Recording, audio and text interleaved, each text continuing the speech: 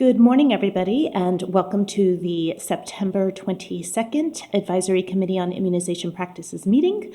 This is Dr. Amanda Cohn. I'm first going to turn the meeting over to Dr. Grace Lee, who will officially open the meeting. Thank you. Good morning and welcome, everyone. Today is September 22nd, 2021, and I now would like to call our 12th ACIP meeting of the year 2021 into order.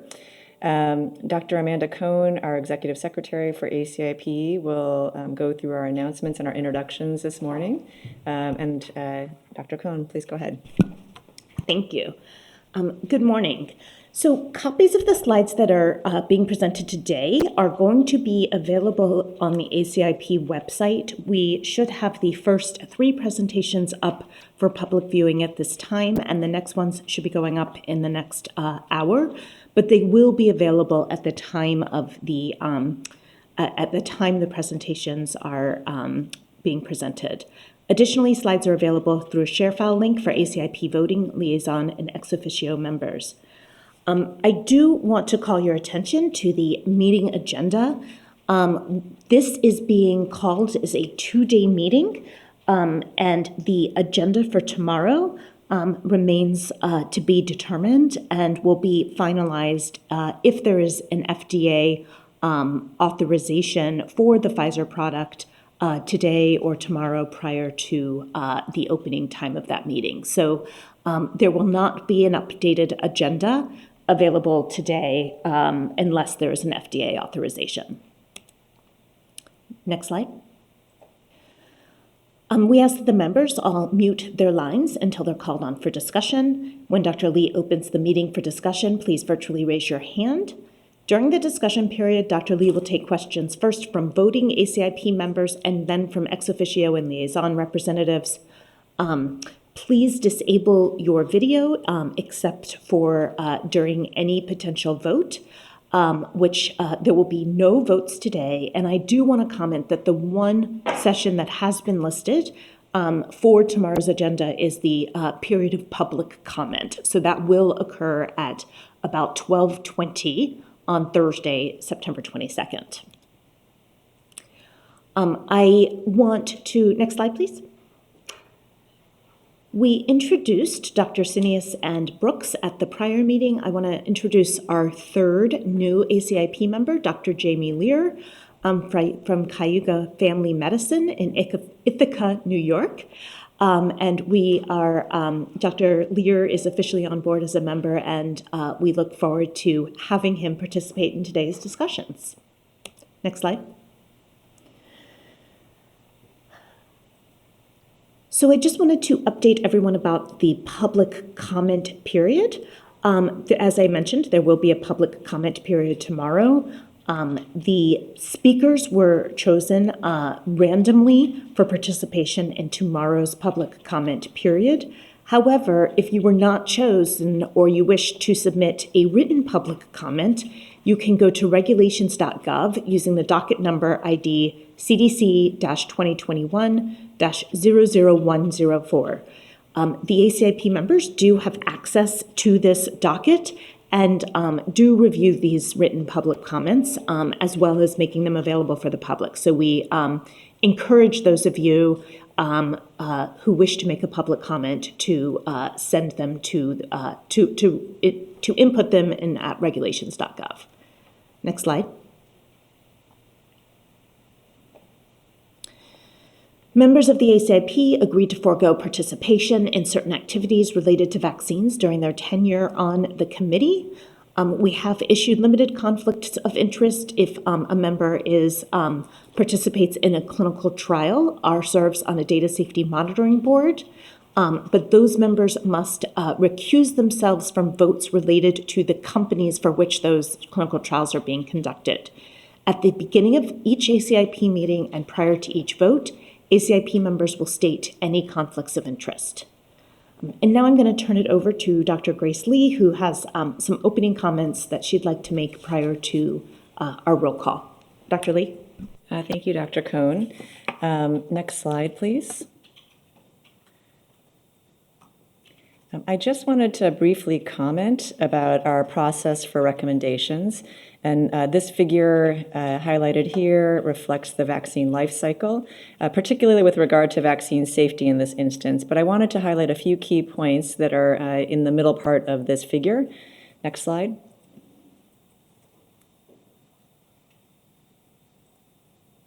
Thank you.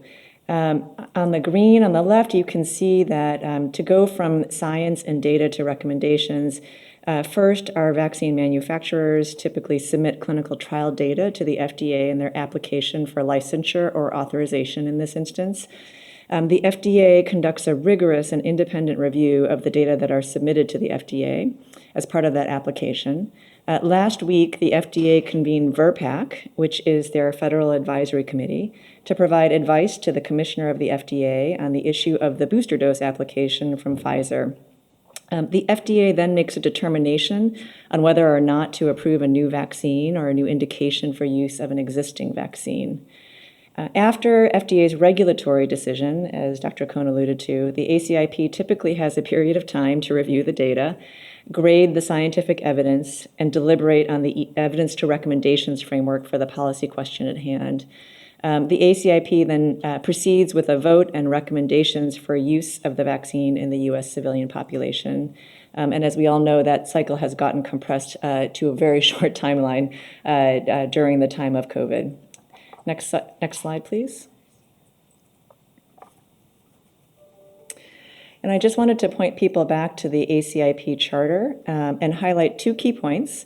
That the ACIP, which is also a federal advisory committee, our role is to provide advice and guidance to the director of the CDC regarding use of vaccines in the civilian population in the U.S., and that recommendations made by the ACIP are reviewed by the CDC director and, if adopted, are published. And with that, I wanted to just emphasize that we are going to continue our process for deliberation today. I want to, again, thank our ACIP members, our ex officio members, and our liaisons for their continued service to this committee. And I especially would like to thank our entire CDC team. There are too many people to name individually for all of your contributions and for continuing to work around the clock to bring together all of the evidence and the data that are needed to help support a robust decision-making process. And with that, we can take the slides off, and I will now take roll call, starting with the ACIP members, followed by ex officio members and liaisons. For our ACIP members, I'll ask that you state your name, affiliation, and whether you have any conflicts of interest. And we will start with Dr. Alt. My name is Kevin Alt, and I'm an obstetrician gynecologist at the University of Kansas in Kansas City, Kansas, and I have no conflicts of interest. Thank you, Dr. Alt. Msbata? Good morning. I am Msbata. I have the immunization clinical consultant with the Minnesota Department of Health, and I have no conflicts. Thank you. Dr. Bell? I am Beth Bell. I am a clinical professor in the Department of Global Health at the University of Washington, and I have no conflict. Thank you. Dr. Brooks? Dr. Oliver Brooks, Chief Medical Officer, Watts Healthcare Corporation, and I have no conflicts. Thank you. Dr. Chen? Wilbur Chen, Professor of Infectious Disease at the University of Maryland School of Medicine, and I have no conflicts. Thank you. Dr. Saneas? Dr. Sybil Tenenbaum. I'm an associate professor of medicine and pediatrics at the Alpert Medical School of Brown University, and I have no conflicts of interest. Thank you. Dr. Daley? Good morning, Matt Daley. I'm a pediatrician and senior investigator at the Institute for Health Research at Kaiser Permanente, Colorado, and also an associate professor of pediatrics at the University of Colorado School of Medicine, and I have no conflicts. Thank you. Dr. Cotton?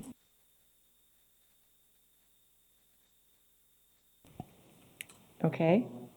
We'll come back to Dr. Cotton. Dr. Lair? My name is Dr. Jamie Lair. I'm a practicing family physician in private practice in Ithaca, New York, and I have no conflicts of interest.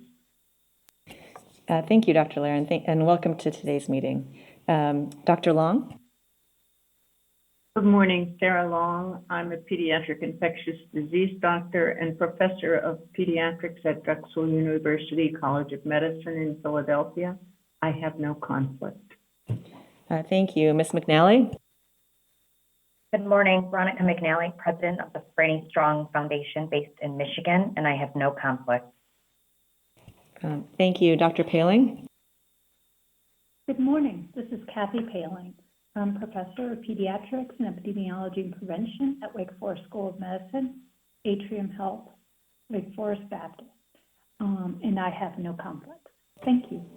Thank you, Dr. Paling. Dr. Sanchez? Okay.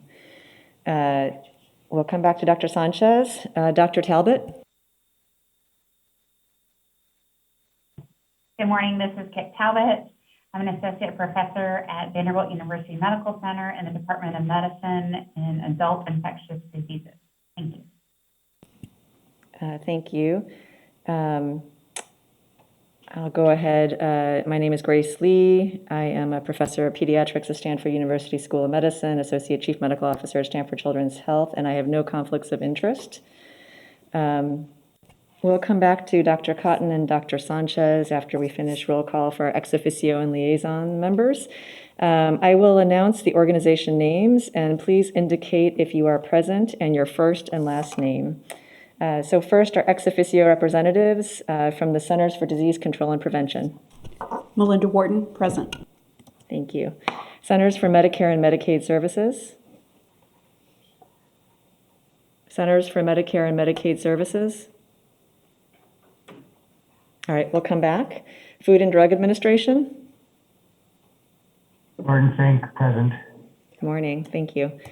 Indian Health Service. Captain Thomas Weiser, present. Thank you. National Institutes of Health. Good morning, John Bible, present. Thank you. Office of Infectious Disease and HIV/AIDS Policy. Good morning, David Kim, representing OIDP. Good morning, thank you. We will come back to our colleagues who I missed this first time through, and we'll move on to our liaison representatives. American Academy of Family Physicians. Pamela Rockwell, professor of family medicine, University of Michigan, AAFP Liaison, present. Thank you. American Academy of Pediatrics. Good morning, Bonnie Maldonado, professor of global health and infectious diseases and chair of the Committee on Infectious Diseases for the American Academy of Pediatrics. Good morning, thank you. American Academy of Pediatrics Red Book. David Kimberlin, professor of pediatrics at the University of Alabama at Birmingham and editor of the AAP Red Book. Thank you. American Academy of Physician Assistants. Marie-Michelle Léger, director of clinical education, present. Thank you. American College Health Association. Erin McMullen, Cornell University, and Dr. Tavi Chai, University of North Carolina at Chapel Hill, representing the American College Health Association. Thank you. American College of Nurse Midwives. Carol Hayes, present. Thank you. American College of Obstetrics and Gynecology. Dr. Linda Eckert, professor at University of Washington, present. Thank you. American College of Physicians. Good morning, Jason Goldman, General Internal Medicine, Private Practice, Coral Springs, Florida, Affiliate Associate Professor at Florida Atlantic University, representing American College of Physicians. Pleasure to be here. Thank you. American Geriatric Society. And Schmader, present. Thank you. American Health Insurance Plans. Bob Gluckman, Chief Medical Officer, Providence Health Plans, Portland, Oregon. Thank you. Thank you. American Immunization Registry Association. Good morning, Rebecca Coyle, representing ERA. Thank you. American Medical Association. Sandra Freyhofer, General Internist in Atlanta, Adjunct Associate Professor of Medicine at Emory, representing the American Medical Association. Thank you. American Nurses Association. Morning, Chad Riddle, representing the ANA. Thank you. American Osteopathic Association. Dan Grog, present. Thank you. American Pharmacists Association. Good morning. This is Steve Foster, present. Morning. Association of Immunization Managers. Hi, this is Molly Howell, Immunization Director for the North Dakota Department of Health, representing AIM. Thank you. Association for Prevention, Teaching, and Research. Rick Zimmerman at the University of Pittsburgh and in part-time private practice at East Liberty Family Health, present. Thank you. Association of State and Territorial Health Officials. Morning, Dr. Lee. This is Nirav Shah, the Director of the State of Maine CDC and the President of ASCO. Thank you. Thank you and good morning. Biotechnology Innovation Organization. Good morning. Phyllis Arthur for Bio. Thank you. Council of State and Territorial Epidemiologists. Christine Hahn, present. Thank you. Infectious Disease Society of America. Good morning. Jeff Duchin, Health Officer, Public Health, Seattle and King County, and Professor in Medicine, Division of Infectious Diseases and School of Health, Public Health, University of Washington. Thank you. International Society for Travel Medicine. Elizabeth Barnett, present. Thank you. National Association of County and City Health Officials. Good morning. It's Matt Vaughn representing NACHO, present. Morning. National Association of Pediatric Nurse Practitioners. Good morning. Patricia Stenchfield, present. Thank you. National Foundation for Infectious Diseases. Good morning. This is Dr. Bill Schaffner, a professor of preventive medicine and infectious diseases at the Vanderbilt University Medical Center and medical director of the NFID. Thank you. National Medical Association. Tanya Rogo, president. Thank you. Pediatric Infectious Disease Society. Sean O'Leary, present. Thank you. Pharmaceutical Research and Manufacturers of America. Good morning. Corey Robertson, present. Morning. Thank you. Society for Adolescent Health and Medicine. Good morning. It's Amy Middleman representing SAM. Thank you. Society for Healthcare Epidemiology of America. Good morning. It's Marcia Shay, Chief Infection Prevention Officer at Christiana Care, representing Shay. Thank you. Okay. I think that is our list for the liaisons. I'm actually going to go through and check to see if any of the additional members were able to join or are ex officios who I missed the first time through. So Dr. Camille Cotton. Camille Cotton. I am the Clinical Director of Transplant and Immunocompromised Host Infectious Disease at Massachusetts General Hospital and Associate Professor at Harvard Medical School. I have no conflicts. Thank you. Dr. Sanchez, are you on? Yes. Thank you, Grace. Pablo Sanchez. I'm a neonatologist in pediatric infectious disease and a specialist at Nationwide Children's, the Ohio State University. I have no conflicts. Thank you. I'm going to go back to Centers for Medicare and Medicaid Services. Dr. Mary Beth Hance is on the phone. She's having audio problems, so we may not be able to hear her. Okay, terrific. Thank you. Do we have Health Resources and Services Administration on?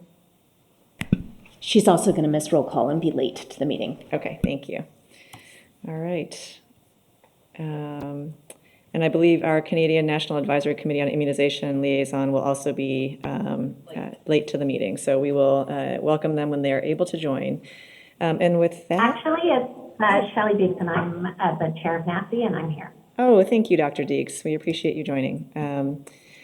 Excellent. And with that, I think we, Dr. Cohn, are now ready to move on to the next session, which is the COVID-19 vaccine session for the morning. During today's meeting, I just will remind you that I'll invite individuals to contribute to the discussion. Please raise your hands electronically, and I'll call on ACIP members first, followed by our ex officio members and liaisons.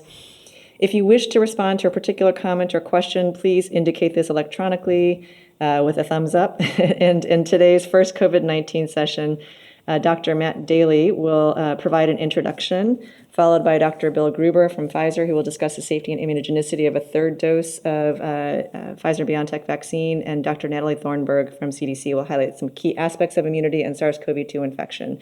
So with that, I'd like to turn it over to Dr. Daley. Thank you so much. Good morning, everyone. So I'm introducing the session today on behalf of the ACIP COVID-19 Vaccines Work Group. Next slide, please. So this graph, which we've shown a number of times before, shows daily trends in the number of COVID-19 cases in the United States. And on September 17th, there were more than 154,000 new cases. And over the course of the pandemic, there's been a total of almost 42 million cases in the United States. Next slide, please. And then this graph shows the daily trends in the number of COVID-19 deaths in the United States since the beginning of the pandemic. And at the most recent date, there were 2,087 COVID-19 deaths in the United States. This translates to nearly 100 individuals every hour who are dying from COVID-19 in the United States. And I want to highlight that in September of 2021 in the United States, death from COVID-19 is largely vaccine preventable, with the primary series of any of the 3 vaccines available in the United States. Next slide, please. To summarize COVID-19 work group activities in August and September of 2021, really the work of the work group has been focused on considerations around booster doses for COVID-19 vaccines. And this has included the following. We as a group have reviewed real-world vaccine effectiveness studies from the US as well as from abroad. And we've also examined randomized controlled trial safety and immunogenicity data for booster doses. In addition, we've reviewed data that looked at the modeling of the impact of booster doses on COVID-19 in nursing homes. In addition, we have seen NIH booster data regarding COVID-19 vaccines. We've also seen data with respect to outbreaks among vaccinated people in congregate settings. After all of this, we've also then reviewed the formal grading of evidence with respect to booster doses, and then looked at COVID-19 booster doses with respect to a benefit risk analysis. And then finally, we've examined evidence recommendations framework in a number of domains, including implementation, values, acceptability, resource use, and equity with respect to implementation of a booster dose recommendation. Next slide, please. So here's the agenda for day number 1 today, September 22nd. First, we'll hear from Dr. Gruber from Pfizer, who will review safety and immunogenicity of a 3rd dose of BNT162b2 COVID-19 vaccine. Following Dr. Gruber, we'll hear from Dr. Thornburg from the CDC, who will review immunity in SARS-CoV-2. We'll then have a break. Following that break, we'll hear from Dr. Link Gilles, who will review vaccine effectiveness studies in the US. And then we'll hear from Dr. Slayton, who will review modeling impact of booster doses in nursing home residents. We'll then have another break. Following that, we'll hear from Dr. House, who will review early safety monitoring of 3rd doses of COVID-19 vaccines. And then we'll hear from VAST co-chair Dr. Talbot. VAST is the Vaccines Safety Technical Subgroup, and she'll provide a VAST summary of the safety data to date regarding boosters. Following that, we'll hear from Dr. Sarah Oliver, who will review the COVID-19 work group summary. And then we'll have another break, and then we'll have a pregnancy focused session. And I should note that the pregnancy focus session is broader than a conversation around booster doses, but it's an overall review of pregnancy. So that will include a presentation from Dr. Olson at the CDC, who will review safety monitoring among pregnant women in VSafe. And then we'll hear from Dr. Carbonda, who's presenting from the VSD project, or Vaccine Safety Data Link, and she'll review safety monitoring in the VSD with respect to pregnant women. And then we'll hear from Dr. Delman at the CDC, who will provide additional updates on COVID-19 and pregnancy. Next slide, please. And then, as Dr. Cohn mentioned at the beginning of this meeting, the day 2 agenda is not completely set and it will depend on several factors, but here's an overview. There will be a public comment period Dr. Cohn, I think, said 12:20 Eastern time during day 2, following which there'll be a break.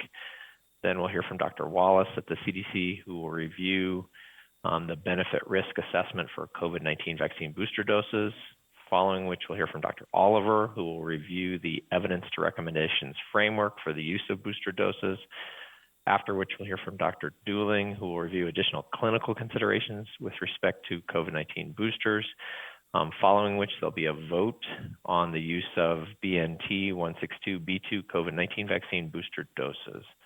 Next slide. So I want to thank all of the ACIP COVID-19 vaccines work group members. This includes ACIP members, ex officio members, CDC leads, Dr. Sarah Oliver and Dr. Kathleen Dooling, liaisons, as well as consultants. Next slide. And then the tremendous work of the CDC participants who provide all of the data for the COVID-19 vaccines work group to review. Next slide. And that's it for my introduction. I'll turn it back over to you, Dr. Lee. Thank you. As you can tell, we have a packed day ahead. Looking forward to the conversations that will follow. We'll introduce Dr. Bill Gruber, who is representing Pfizer and will be presenting to us on BNT162b2 booster third dose discussion around safety and efficacy. Thank you. Yeah, so thank you, Dr. Lee. It's a pleasure to be with you today. I am Bill Gruber, and I head the Vaccine Clinical Research and Development Group for Pfizer vaccines.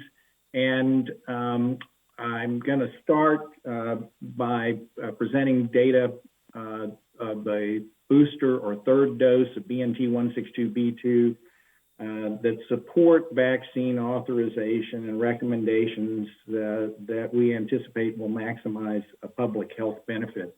If we go to the next slide, please. So I'm going to begin with data to support public health need for a booster, and this is very familiar to you, so I'm not going to spend any real time on it.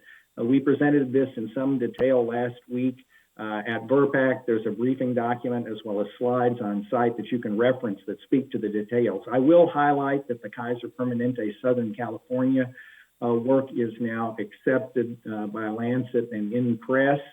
And of course, there's additional data in terms of post hoc analysis, the randomized control trial itself with the BNT162b2 and Israeli data that supports the need, the timing, and the benefit of a booster dose. And I know that the committee members will be reviewing a lot of that data. Next slide, please. So I'd like to begin with an overview of the clinical program, and let's start with some really good news. If we go to the next slide, please. So BNT162b2 elicited sera effectively neutralize a broad range of SARS coronavirus spike variants after 2 doses, and that's shown for you here on this slide.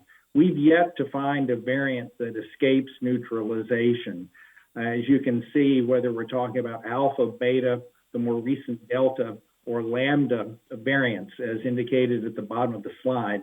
On the y-axis, you see neutralizing titers, and across the board, the neutralizing titers are well maintained, perhaps the lowest being for beta, for which we're fortunate to have efficacy data from South Africa from our pivotal trial. You'll recall we had a 0-9 split with 8 of the sequences being determined to be South Africa and the 9th expected to be as well. So I think this data is very compelling, and it speaks to the fact that with a third dose, if a third dose actually generates sufficient antibody to the wild type or vaccine virus, there's an expectation that it will restore protection against variants of concern both now and into the future.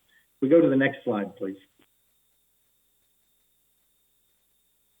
So this slide just represents a scheme to orient you of how the third dose was evaluated in both phase 1 and phase 3 participants from the original pivotal trial.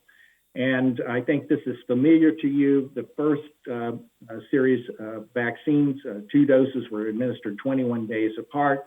And then we now took advantage of that population to further study the potential for a booster dose first in phase 1 with 23 individuals, and then an expanded group to meet phase 3 criteria in phase 3.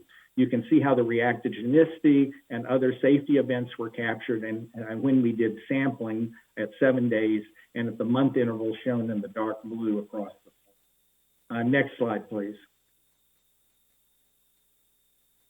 So I'm going to start first by summarizing for you the immunogenicity data from phase 1 because it reveals useful information about the ability to boost response, the nature of maturation of that response, and bodes well then for the potential for the vaccine to work effectively.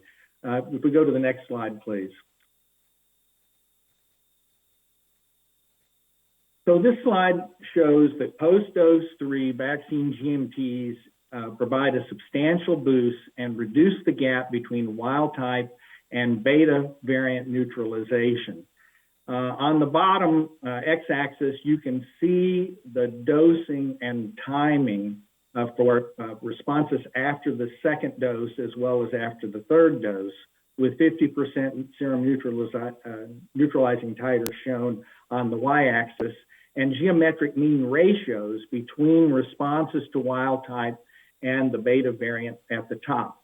And there are a number of key features that are important to see. First of all, as expected, after 2 doses, there's a robust immune response that we now know is associated with 95% efficacy in the months following vaccination.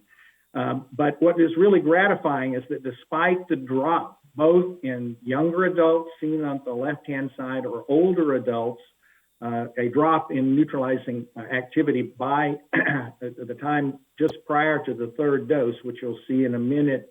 It was around 7 months after that series, that there's a very robust return of neutralizing antibody for both to the wild type as well as to the beta variant. And in fact, the difference, if you look at the geometric mean ratios after dose 2 compared to after dose 3, actually narrows, suggesting a maturation of the response, as well as the fact that antibody continues to rise between 7 days and 1 month, further suggesting broadening and maturation of the response that is likely to not only provide protection comparable to what was seen after 2 doses, but maybe improve protection as well as greater durability of protection.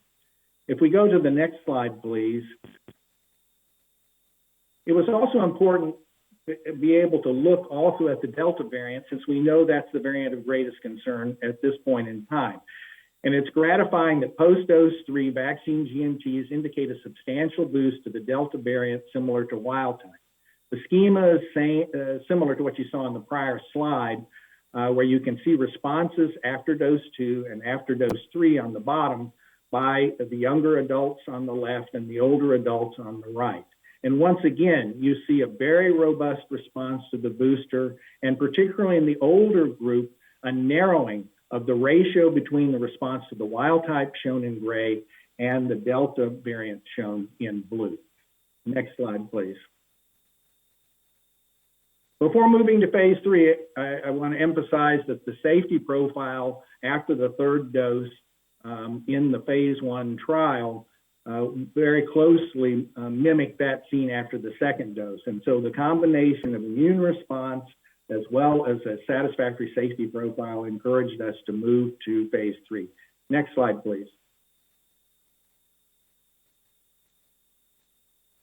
This slide represents the subjects receiving the third dose and shows that they were representative of 18 to 55-year-olds in the parent study. You can see that there's good distribution in terms of gender, race, ethnicity. I'll highlight that over 50% of the individuals had comorbidities by the Charleston Comorbidity Index. which includes risk factors as well as obesity and reflects risk factors seen in the original population that were dosed as part of the 1001 study. The age at booster vaccination, you can see the mean was 41.3 years, and the time from dose 2 to the booster dose was close to 7 months, with a range of between close to 5 months out to 8 months. Next slide, please. So now let me share with you the immune response seen in the phase 3 trial that met criteria for approval. Next slide, please. The geometric mean ratio of neutralizing titers met the non-inferiority criterion specified by the FDA, with titers actually at least threefold higher than those seen after the second dose. And this is represented for you on this slide, where the assay was again a true neutralization assay in 210 individuals. You can see the nature of the GMT responses 1 month post the booster dose versus 1 month after dose 2, giving a ratio of 3.29 and a lower confidence interval of 2.76. So yes, this particular non-inferiority criterion was met. We go to the next slide, please. The other non-inferiority criterion was a criterion of seroresponse, and the non-inferiority of the booster dose was demonstrated based on the proportion of subjects with a seroresponse. Again, the scheme is very similar. The assay shown on the left, the individuals for whom the testing was done, 1 month post the booster dose, you see a 99.5% response. 1 month after the dose 2, 98.0%. Well within the pre-specified criteria, which required us to have a lower confidence interval above -10. You can see this is -0.7, so well above the criteria required to meet the FDA specifications. Next slide, please. Of course, it was important to pair this up with safety information. If we go to the next slide, please. This just again represents the follow-up time for this expanded phase. So the total exposure from booster vaccination to the cutoff date was 2.7 months with the median of 2.6 months. The total exposure from dose 2 to the cutoff date, so the entire time for which this population had been followed, is 9.4 months with a median of 9.5. Next slide, please. I'm not going to summarize for you here. It's in the backup, and it's obviously also within the VRPAC set of slides and briefing document, the local reactions. But local reactions were comparable between the third dose and the second dose. I think particularly informative are the systemic events, and systemic events by maximum severity within 7 days of the third dose were similar to post-dose 2 in the parent study. Dose 3 is shown in the bottom panel, dose 2 in the top panel. And I think you can appreciate that in addition to the reactions being similar, if anything, fever and chills were somewhat lower after dose 3 compared to dose 2, which again, we find a gratifying result suggesting a lack of an enhancement of the reactions associated with the third dose, and in fact, the safety profile may be even somewhat better. Next slide, please. It was also important, obviously, to look at unsolicited adverse events and adverse events by system, organ, class occurring in greater than 1% 1 month post the third dose. Overall, were less than those post-dose 2 in the parent study, with the notable exception of blood and lymphatic disorders. The 5.2% that you see is entirely represented by lymphadenopathy, most of which was self-limiting. There was one individual who the investigator reported it has severe lymphadenopathy by virtue of some limitation of arm movement. But again, in that particular case, this was self-limited and resolved by 4 to 5 days. The 0.6% that you see by comparison post-dose 2 is also largely represented by lymphadenopathy at 0.5%. But I think you can appreciate that across the board, looking at lymphadenopathy and the nature of the other adverse events, these are within an acceptable range for a good tolerability profile for a third dose. Next slide, please. We did have one individual who had an acute myocardial infarction. This was a 42-year-old that experienced this 62 days after dose 3. This is an individual who had a history of stimulant abuse, and the investigator considered this unrelated to the vaccine and more likely related to stimulant abuse.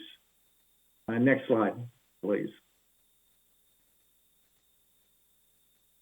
As part of the work that we've done with approval, first under EUA and then as a full approval and licensure for the 2-dose series of vaccine, excuse me, in individuals 16 years of age and above, we continue to have ongoing and active pharmacovigilance according to the categories that you see here. Obviously, that has proved particularly useful in identifying rare adverse events that are not easily identified during the conduct of a clinical trial, notably events such as anaphylaxis and myocarditis. The rarity of that event associated with the benefit, as you know, has supported a favorable risk-benefit profile for recommending the vaccine for 2 doses, and we anticipate that this risk profile will also be seen after the 3rd dose. We obviously will continue this intensive pharmacovigilance and pharmacoepidemiology to better define that risk. Next slide, please. So in summary, the safety and immunogenicity data meet FDA criteria for the booster dose greater than 16 years of age. The phase 1 safety profile was satisfactory, and notably the Beta and Delta variant of concern responses after the 3rd dose really bode well for the ability to provide broad coverage against variants of concern now and in the future for both younger and older adults. The phase 3 data revealed a safety profile similar or better than dose 2. The elicited immune responses against the wild type virus were non-inferior to boosters observed post-dose 2, and in fact were statistically greater, suggesting the potential for not only providing protection equivalent to that seen with 2 doses of the vaccine, but perhaps more sustained protection. And the phase 3 data met protocol pre-specified immunobridging success criteria for GMTs and seroresponse rates. The BNT162b2, therefore, as we know, has already demonstrated high efficacy after 2 doses. So given the types of immune responses we're seeing here, as well as the real-world evidence, this bodes well for the vaccine to provide substantial benefit to those individuals that are boosted.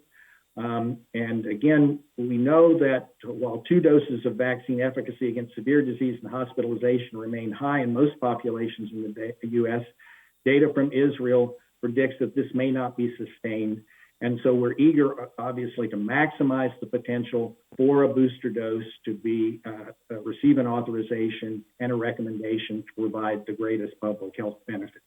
And with that, that concludes my prepared remarks. And Dr. Lee, I'm obviously happy, along with my colleagues, to entertain questions. Thank you so much, Dr. Gruber, for that presentation. And I am happy to open up questions to our ACIP members first. Dr. Paling. Dr. Gruber, thank you very much for this presentation and sharing both the various studies and the safety and the immunogenicity. It's very important data. I have a couple questions for you. First of all, I'd like to make a comment. I very much appreciate your showing the phase 3 trial and showing the diversity of inclusion. Recognizing that COVID-19 has disparate impact across our nation, it's really important, and I do see an opportunity to continue to work and expand the diversity of the population. The question that I have is, thank you for sharing the 1 month after 3rd dose. What are the plans to follow the immune response in the future?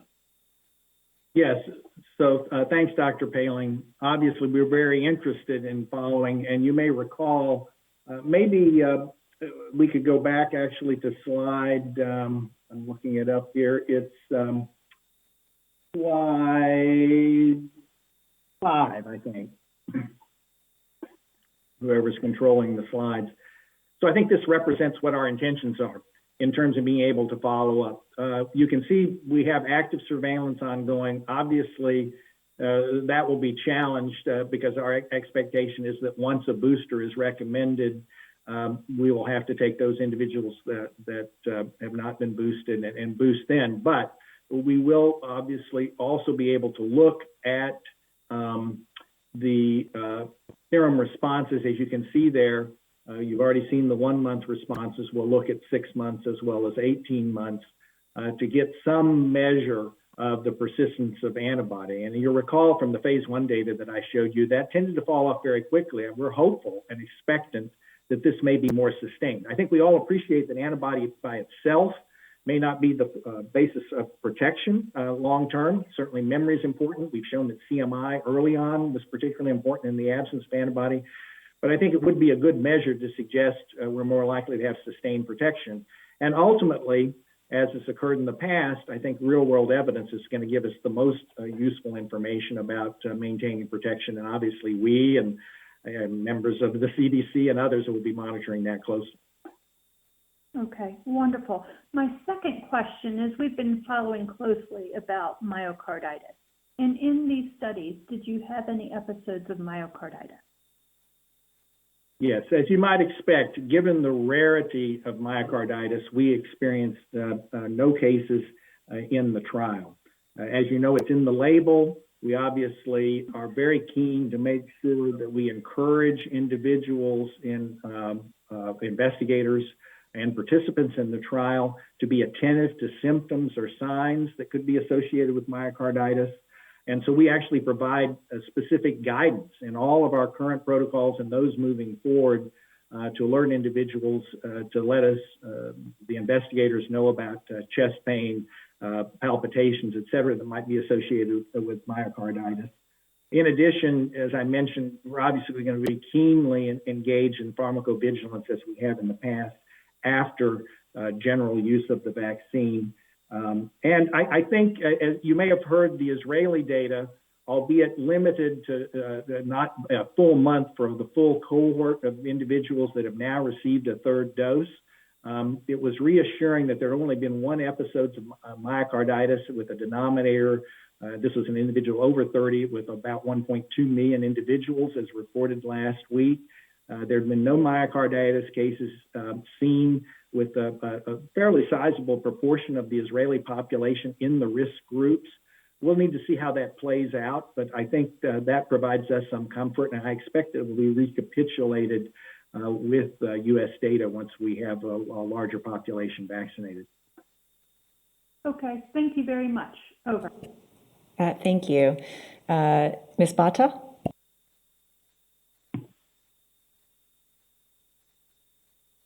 Thank you, Dr. Lee, and thank you, Dr. Gruber, for this succinct overview. Kind of tailing off of what Dr. Palin asked, can you give us an idea of what proportion of the people in the 18 to 55-year-old group were under 24? I don't know that I have that readily available. I do have some colleagues with me that may be able to inform that particular proportion of the population. I don't know, Chris or Nick, if we can specifically comment on that. We can obviously get that information to you before you're making decisions tomorrow. I don't know, Chris or Nick, do we have some sense of that?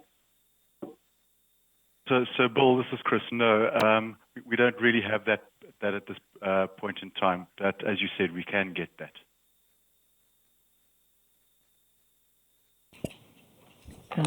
Msbata, is there anything else? I think that's it.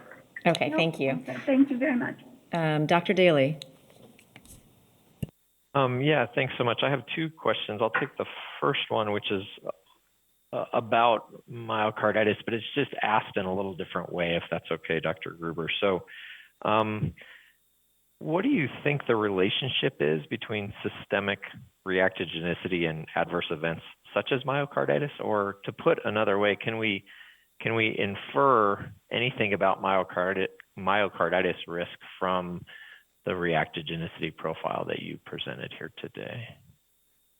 Yeah, it's obviously a very good question, because if you knew that the myocarditis risk, as rare as it is, tracks in some way with an increased reactogenicity, then that would be useful information. I think if that proves to be the case, then you could arguably say, well, given that we're seeing less reactions after the third dose, chances are if they do track together, we would see less.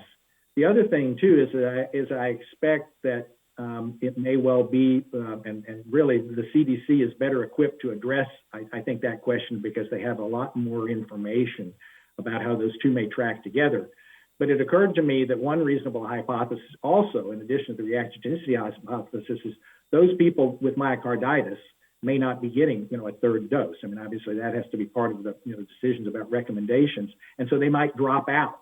And so you've already dropped out those individuals that have risk, and hence they don't show up. Again, I defer to the CDC in terms of, tracking that type of information.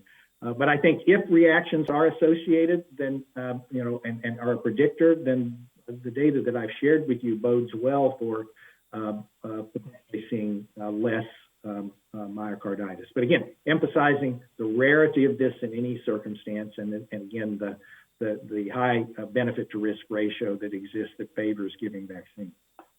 Great, thanks, Dr. Gruber. Dr. Lee, can I ask a second question? Sure, go ahead.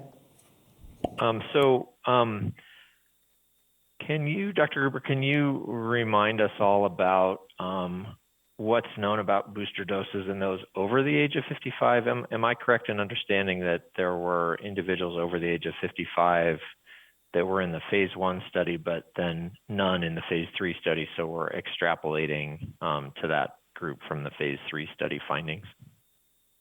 Right. So I think, let me address that in two ways. First of all, the data from the clinical trial and the nature of the regulatory guidance and how that all figures in. So the regulatory guidance from the FDA was that it would be possible to study a segment of the population from 18 to 55 in our case, and extrapolate that both from a safety perspective to as well as an immune response perspective to the group at large that we were seeking an indication for, from 16 on up.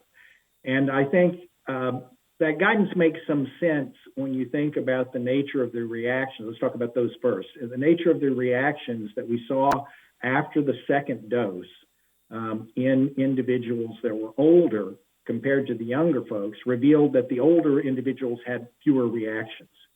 So I think if you couple that with what we saw, was similar in phase 1, I didn't share with you here that we actually did see lower reactions in phase 1 in the older individuals, plus the fact that we saw reduction after the third dose in reactions, if anything, particularly for fever in 18 to 55-year-olds. All of that sort of suggests, I think, gives compelling evidence that it's very likely that the reactions will be less in the older age group.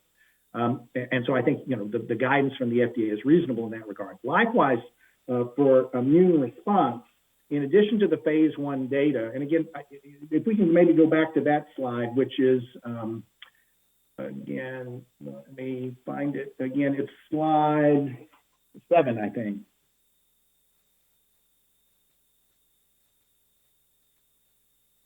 You can see that although the sample is small, what was seen in the 18 to 55-year-olds was predictive in that the responses after the third dose were robust. We know that they're robust in phase 3. When you looked at phase 1, you can see that the responses in the 65-year-olds rival those seen in the 18 to 55-year-olds. So there's every expectation that you would see the same thing in older individuals. And I think coupled with the real-world evidence, which we find very compelling, from Israel, where a high proportion of those individuals vaccinated have been over 60 years of age. And in fact, I think the majority of individuals over 60 years of age have now been vaccinated in Israel with a third dose. They've restored efficacy above 95%. So I think the real-world evidence plus the nature of the evidence that I'm showing you here and the robust responses we're getting in 18 to 55-year-olds after a third dose predict reliably that the 65 to 85-year-olds will have a robust protective immune response. Thank you, Dr. Gruber and Dr. Daley. We'll move on to Dr. Sanchez. Thank you, Dr. Lee, and thank you, Dr. Gruber. I just have a clarification. In terms of the study looking, your studies looking at the third booster dosing, it was only 18 to 55 and 65 to 85, and then so the 16 to 17 and 56 to 64 are extrapolation of the other data? That's correct.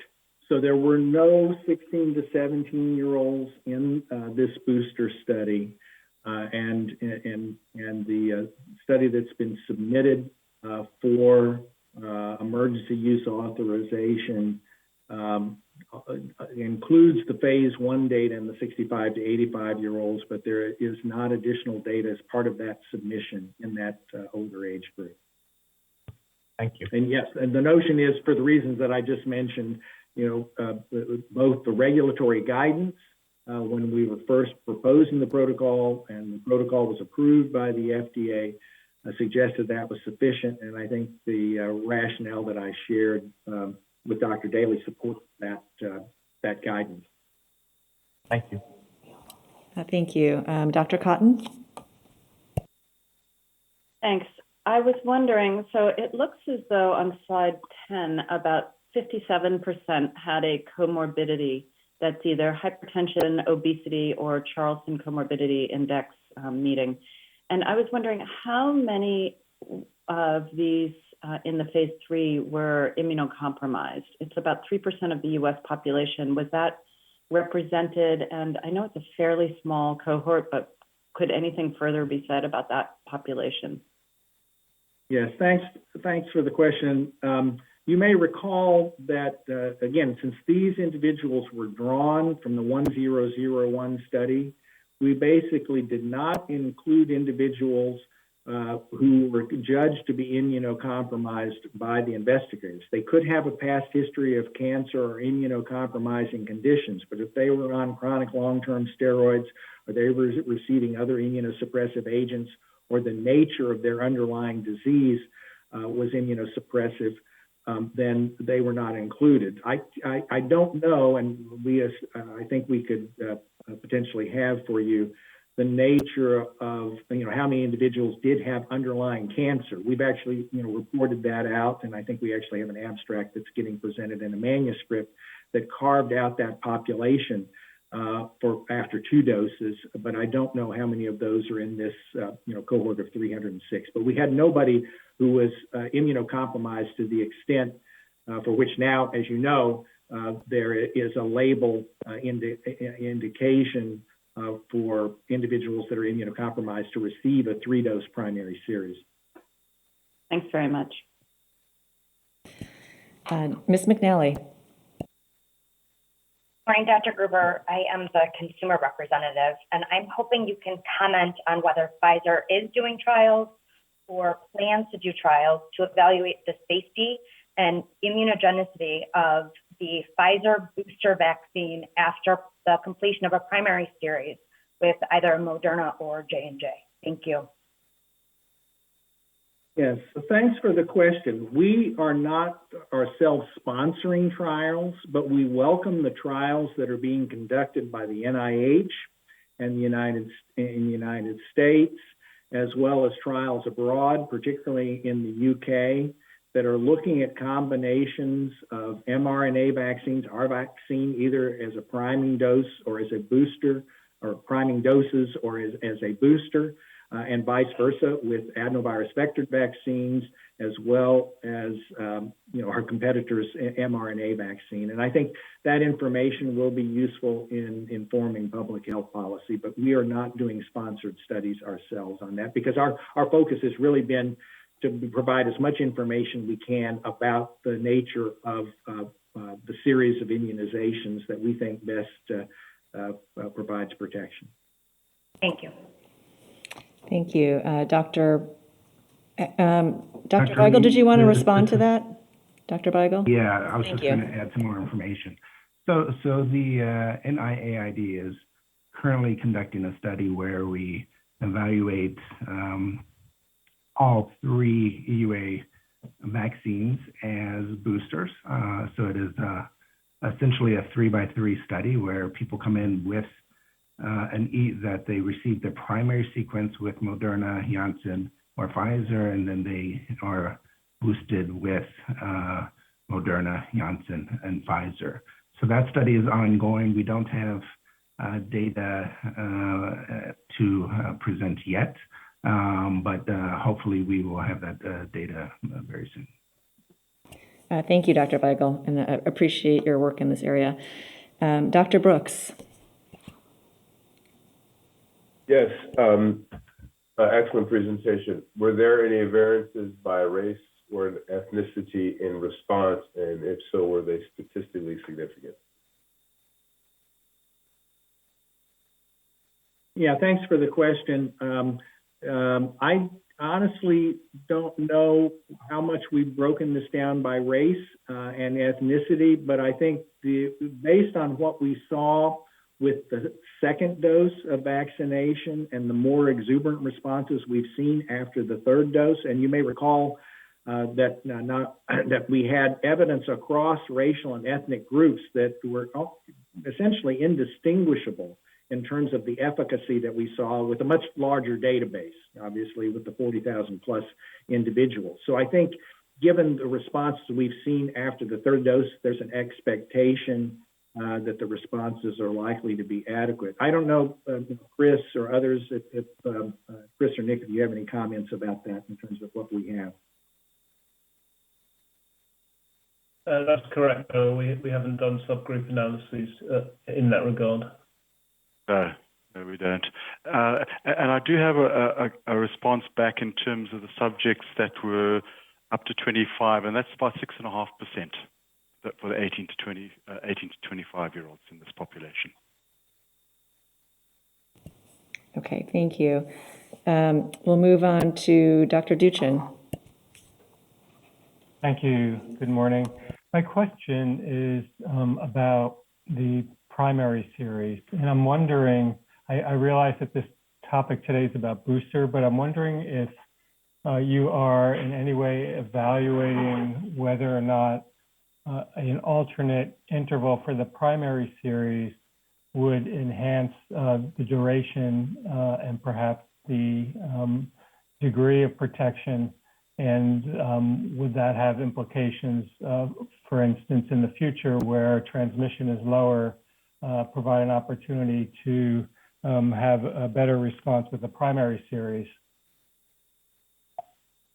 Yeah, thanks, Dr. Duchin. We obviously are exploring a number of potential options about how to optimize protection. I think one of the challenges that we obviously faced from the very beginning, and we actually considered as an advantage, was we're in the midst of a pandemic. How do we protect people as quickly as possible? And so that's what led us, after we saw the phase 1 data after 2 doses, to have a 21-day interval. It just gave you another week, right? As opposed to waiting for a whole month, or if you were going to wait even longer to provide protection. As it turns out, and as you know, it was not completely surprising, but a little surprising that we actually had such high protection, 12 days after the first dose. There have been others, particularly in Europe, that have looked at this, and we welcome that information, and we'll continue to explore, whether or not it makes some sense to look at a longer interval. I think that makes particular sense when you're out of a pandemic situation, and because obviously you don't want to compromise the potential for protection between that first and second dose and leave people uncovered. Thank you. Thank you. Dr. Kimberlin. Thank you. Dr. Gruber, David Kimberlin, AAP Red Book. If we had a correlate of protection, a lot of these considerations about booster doses would be quite a bit simpler. What is Pfizer doing to identify a correlate of protection in those who have breakthrough infection versus those that do not? And when will we have those answers? Yeah, thanks for the question. I think to some extent, if you look at the basis for how we're making comparisons, there's already an assumption, and I think it's a reasonable one, that antibody response comparisons can be a basis for approval. And in this case, we obviously are comparing GMTs and seroresponses. The nature of correlates is a bit tricky because, as you can have seen, and I think is evidenced by even the response after the phase 2 data, antibody drops off fairly quickly and faster than the efficacy that we've seen for overall COVID-19, but particularly for serious infection. So there's more to this than antibody. It's not so simple, in my view, to just rely on antibody response. It's a useful marker to make the types of comparisons that we're doing that meet regulatory criteria. We are interested in ultimately looking about how this can be looked at as a correlate of protection. I think we'll know more about that after the booster dose and we see what happens with durability in relationship to antibody. And so my expectation is we'll learn more about that from real world evidence and tracking that, but it will be into, my expectation into next year. Thank you. We'll go back to Dr. Lair. Thank you. At our last ACIP meeting, Dr. Plotkin broached the idea that they actually shouldn't be called booster doses, that we should actually consider this part of the primary series, just raising the antibody levels like we do for some other vaccines where we have 6 months series processes. I'm wondering what you think about that, whether you think that's a reasonable concept or are these really different than the way we have primary series for other vaccines? Yeah, thank you. It's a reasonable hypothesis, right, based on what we know about other vaccines, which either require significant spacing between a first and second dose or a 3-dose series where the third dose is spaced after the second. I've heard two contending positions. One, yes, this could well be a circumstance where after a third dose, you maintain both or even enhance protection and maintain it over a longer period of time. I like that, and I think if that proves to be the case, we may then come, sort of post hoc to a realization, yes, that it's really 3 doses, and after you get 3 doses, maybe we'll see protection, a year, 2 years. I think that's what's great about the nature of the information that's being gathered both by Pfizer as well as from real-world evidence to help inform that. But I've also heard the other contending view, and as recently by some notable people at the last VRBPAC who said, I think maybe that is going to drop again right after the third dose, and it really doesn't sort of cement itself as a 3-dose series that you see something similar. So I think this is going to be driven largely by what we find in retrospect as we gather more information about protection, and we just need to stay tuned. Okay, thank you. I'm going to call on Dr. Sanchez. I also have a question, and then I think we'll move on to the next talk after this. So Dr. Sanchez.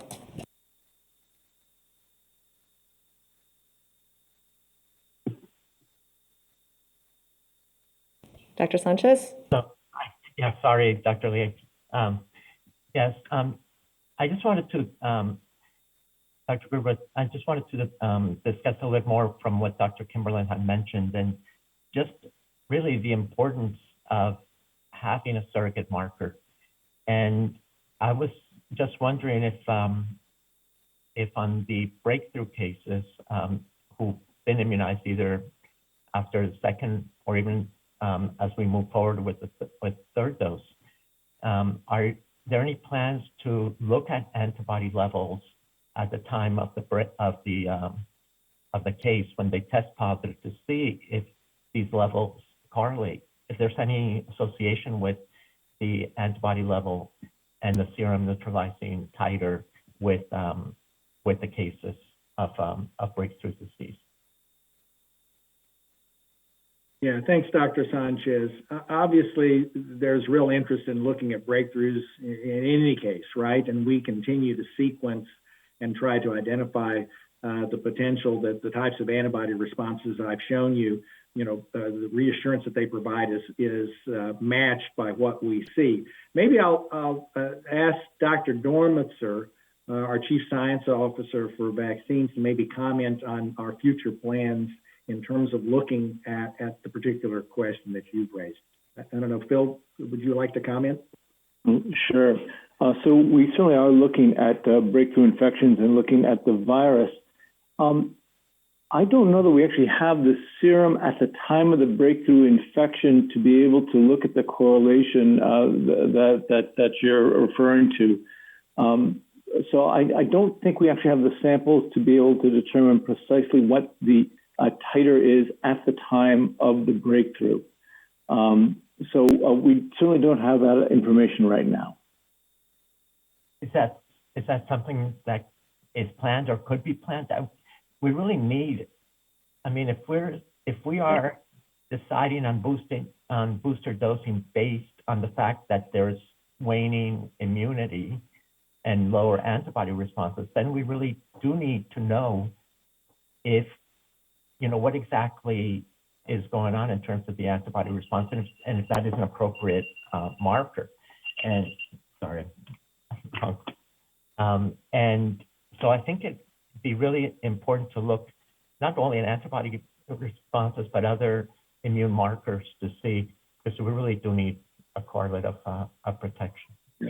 We are actively looking at correlates of protection by looking not only at antibody levels, but also trying to do some modeling work as well. I think we have to acknowledge it's going to be very challenging. In fact, for most of our vaccines that we've had for decades, we do not have reliable correlates of protection.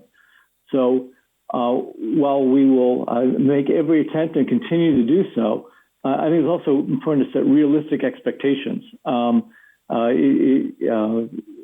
It's clear that protection is multifactorial. We see protection before there are significant neutralizing titers. We see protection after neutralizing titers fall to very low levels. And the protection against variants does not correlate well with the level of antigenic escape. So it's clearly going to be multifactorial. Now, that's not to say that neutralizing titers aren't important. They certainly tell you about antigenic drift, and they're probably an overall indicator of overall immune response. But even when you see a neutralizing titer, it's not clear if it is the neutralizing antibody that is protecting or the associated CD8 positive, CD4 positive T cell responses or non-neutralizing antibodies active in ADCC. So as a general indicator of an immune response is important, but I do not believe we are going to get a precise correlate of protection, as is true for almost all vaccines today. Thank you. And I'll just reflect that Dr. Thornburg's presentation will actually go over this particular topic. So I think we can continue this discussion after her presentation. I have one final comment and question for our colleagues at Pfizer. So my comment is that from a safety perspective, the duration of follow-up to me is actually less important than a sufficient sample size in these clinical trials. Of course, the duration is incredibly important from an efficacy perspective, so understand the need for both. But my specific question then around vaccine safety relates to whether or not it's possible to consider a study that will actually capture or collect blood approximately 2 to 3 days post-vaccination, sort of in that risk window of myocarditis. And I ask because I think we need a better understanding of the pathophysiology of what might be contributing. And because the way that blood is collected is at day 0 and day 7, we miss that window where we're starting to see what might be happening. Is there any sort of thought about whether or not you'll capture more information, both in terms of how that relates to systemic reactogenicity and the potential for understanding risk factors for myocarditis? Yeah, so thanks, Dr. Lee. I think obviously we're very attentive to trying to figure out how can we better identify the potential risk for even this very rare outcome. And we've had discussions, of course, with the FDA about how best to do that. One piece was, of course, identifying a circumstance where an individual seems to be having symptoms that could be associated with myocarditis. And as part of that guidance, we basically are urging the investigators to do a comprehensive workup, which would include getting appropriate blood specimens at that time with the symptoms. I think one of the challenges that we face is when you look across the literature, there isn't a whole lot that gives you confidence in particularly the age groups, and I'm now talking about as we get down to adolescence, in terms of let's take troponins. What sort of, what's the specificity of a troponin when you see it as to whether or not it represents a cardiovascular outcome. In fact, one study that we've referenced talked about, 2/3 of the time in an individual coming in with non-cardiac symptoms that you may see in that particular study, be more likely to have a positive troponin in the absence of a cardiovascular finding than you do in the presence of a cardiovascular finding. In other words, the specificity is not particularly good. So one thing that we are looking at is obtaining specimens on the samples that we already have to get baseline rates across the population before they're vaccinated, so we can better define what we should look for after vaccination. Because the last thing we want, and I think you'd agree, is a non-specific signal that just creates further confusion about that risk. But we agree, focused attention on individuals that are experiencing chest pain, palpitations, fever in association with something else that suggests a cardiac event, then we are encouraging investigators to make sure that we can do comprehensive workups. I think the rest, we need to get more information so that we avoid going down a path that leads to more confusion by testing for things that don't have specificity. Understood. I would just make the plea that, focusing in on the subset who develop symptoms, we miss the opportunity to provide comparison groups because that is such a short and narrow window. And it seems to me prospectively collecting samples would actually be one way to get at that, recognizing the limitations of these non-specific markers of inflammation. But the intent being that, to optimize the vaccine design to further mitigate risk in ways that are, in the future can lead to different innovations, I think would be incredibly helpful, particularly since we're talking about vaccines that boost versus vaccines that provide sterilizing immunity. Thank you so much. Actually, if you just allow me 1 minute, just to comment, I think we are in a position where we're working with the FDA about the appropriate obtaining of samples. I guess my point is we don't want to test them prematurely until we know that, in fact, we have some specificity. So, in fact, we are building that type of work in. And, we can obviously, as we get more information, we'll be bringing that forward. Thank you, Dr. Gruber, and thank you to your team. We will now turn it over to Dr. Natalie Thornburg to have a presentation specifically on immunity and SARS-CoV-2 infection and vaccination. So we look forward to the discussion that follows. Great. Thank you, Dr. Lee. Quick sound check. Can you hear me okay?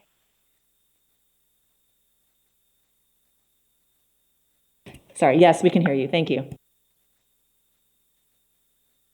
Okay, great.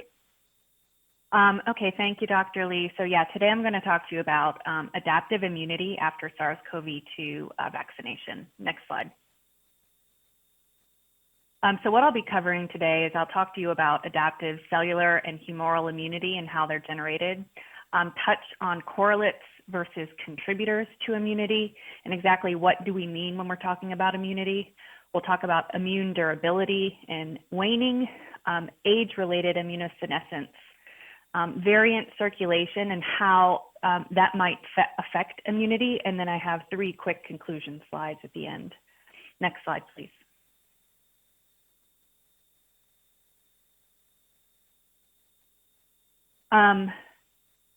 So, next slide. When you're exposed to a virus or you're vaccinated, our adaptive immune response is activated. And that adaptive response generates T helper cells from a pool of naive cells. And those T helper cells drive cytotoxic T cells, those are CD8 cells, which kill infected cells. And that it also drives differentiation of B cells, which secrete antibodies. Now, all of the cells on there, B cells, T helper cells, cytotoxic T cells, are considered part of the cellular immune response, or CMI.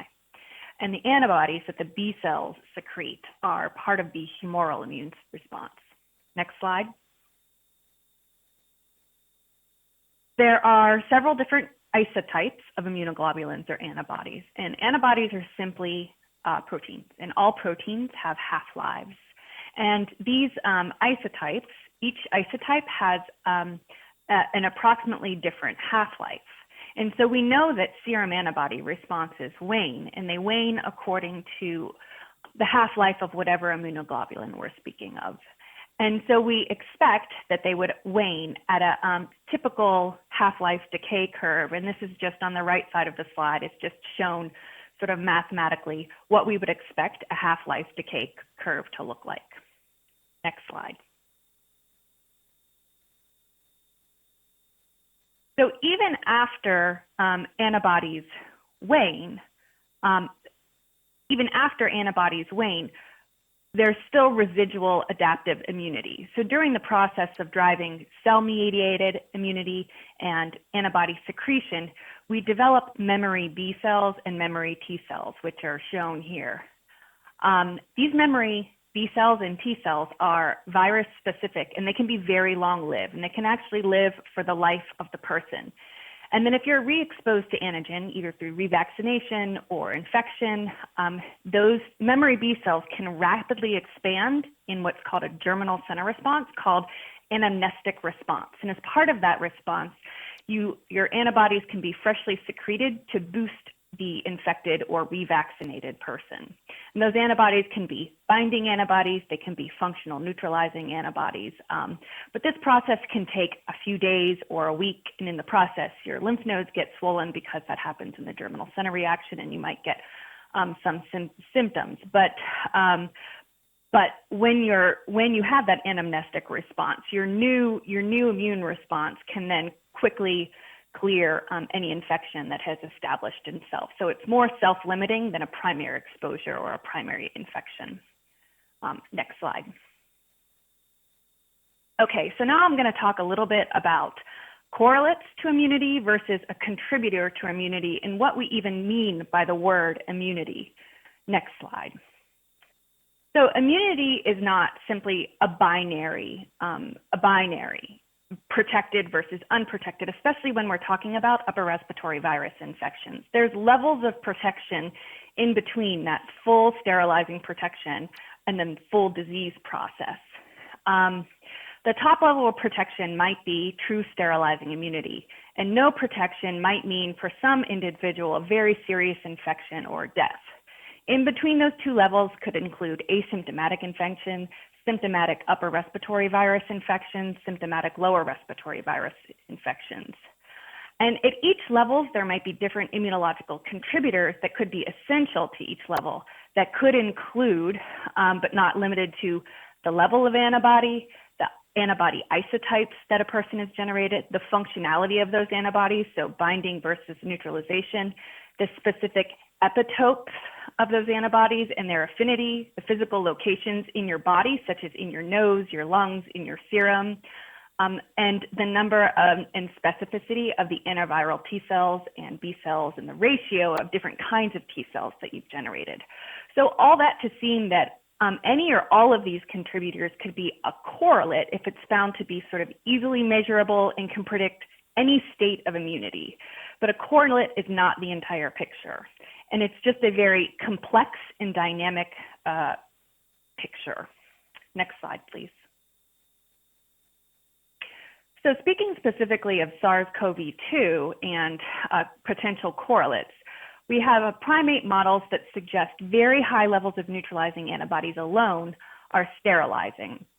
and that lower levels can protect or abrogate lower respiratory tract infections. So this is from a manuscript published by Dan Baruch's group, and this just shows macaques that have received passively transferred neutralizing antibodies from previously infected macaques at high neutralizing titers, medium, low, and none. So the upper left-hand quadrant are the animals that have received very high titers of antibody, medium on the upper right, and low on the bottom left. And you can see that transferring very high doses of neutralizing IgG to naive macaques is enough to protect them from lower respiratory tract infection. And an even lower dose partially protects the animal. So that, and you see similar but less dramatic results in upper respiratory tract. Next slide, please. So there's emerging evidence to suggest anti-spike and neutralizing antibodies, which they're also directed against the spike protein, are correlates of risk.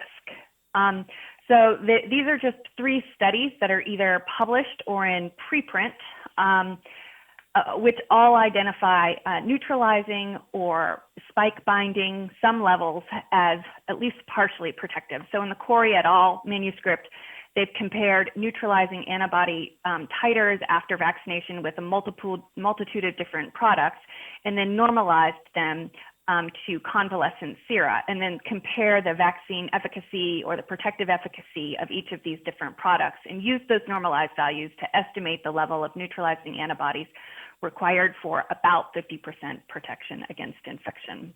In this Goldblatt preprint, which was recently published, they look at both binding and neutralization assays in participants who had received Pfizer-BioNTech, Moderna, AstraZeneca, and Johnson & Johnson products, and used a population-based method to estimate a protective threshold, which they predict as approximately 60 binding antibody units per ml. Again, that's anti-spike IgG, so binding. And then the AstraZeneca correlates preprint, which is on the bottom, Feng et al., calculated levels of binding and neutralizing antibodies required for 50, 60, 70, 80, and 90% VE from symptomatic infection after vaccination with their product. Next slide, please. And then Peter Gilbert and the NIH study group has also done a correlates of risk analysis on the Moderna product. And they've looked at day 29 and 57 correlates examining inhibitory concentrations with neutralization assays, and they also looked at binding assays. And like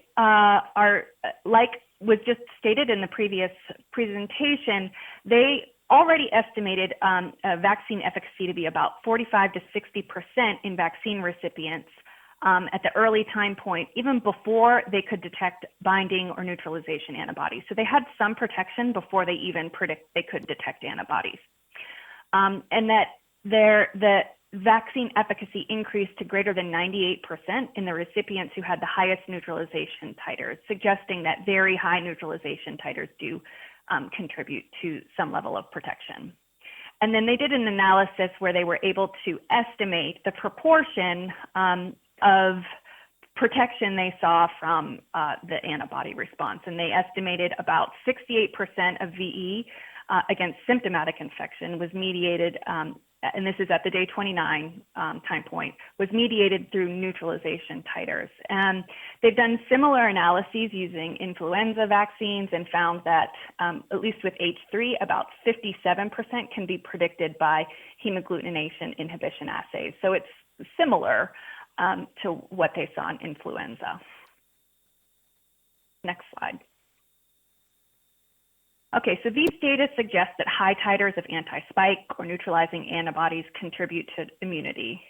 And the correlates analysis from the phase 3 Moderna trial would suggest about 68% of the VE for symptomatic illness is from neutralizing antibody, which would leave about 32% contribution by other immunological factors. Next slide. So what are those other immunological factors?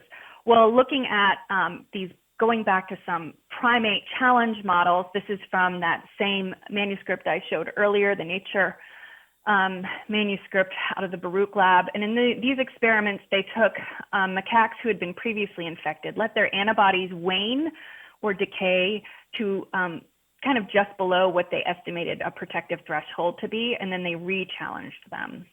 And they found, and then before they re-challenged them, they left the animals alone, so they had cellular immunity and these very low levels of antibodies, or they depleted their CD8 T cells, and those are shown in the right two panels.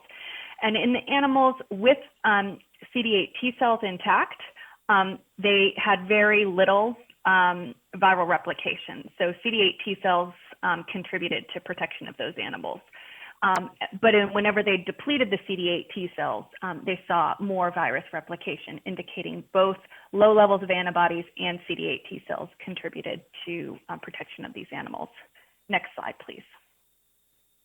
Okay, I want to pause here, though, and question, especially right now, given the high level of community transmission that we're seeing, to address what happens if a vaccinated person becomes infected. And that's in asymptomatic or symptomatic infections.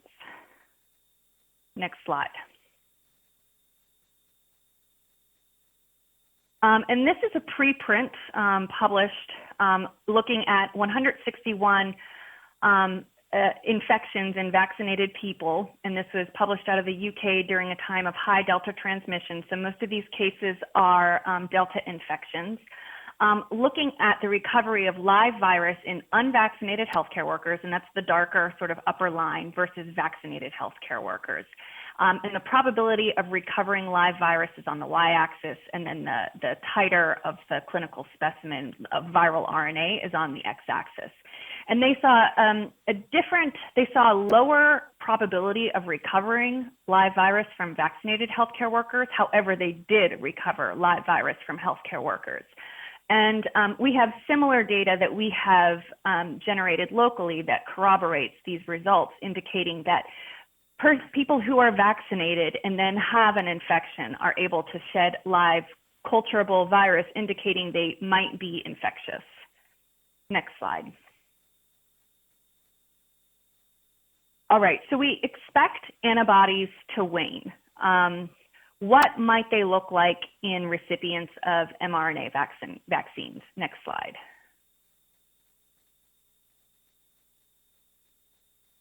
So we expect serum antibody responses to wane, and this has been confirmed in Pfizer-BioNTech vaccinated persons. These are two different studies examining serum antibody waning in two different populations of individuals. On the left side, it's published in the Lancet Regional Health Europe Journal.